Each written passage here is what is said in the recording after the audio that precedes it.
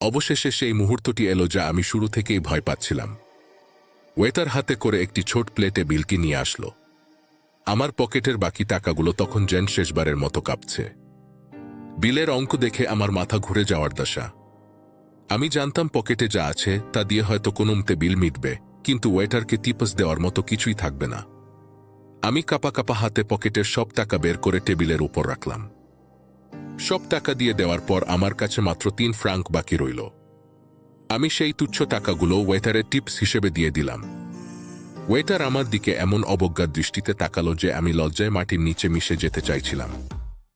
রেস্তোরাঁ থেকে বের হওয়ার সময় সেই নারী আমাকে শেষবারের মতো বললেন, আমার উপদেশ মেনে চলুন, দুপুরে কোনোদিন এক পদের বেশি খাবেন না। আমি মনে মনে ভাবলাম, আগামী 1 মাস তো আমি কিছুই খাব না, কারণ আমার পকেটে যে আর একটা পয়সাও নেই।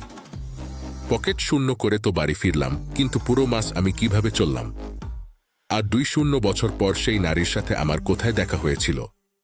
জানতে হলে এখনই ফলো করুন এবং দেখুন 7 পর্ব।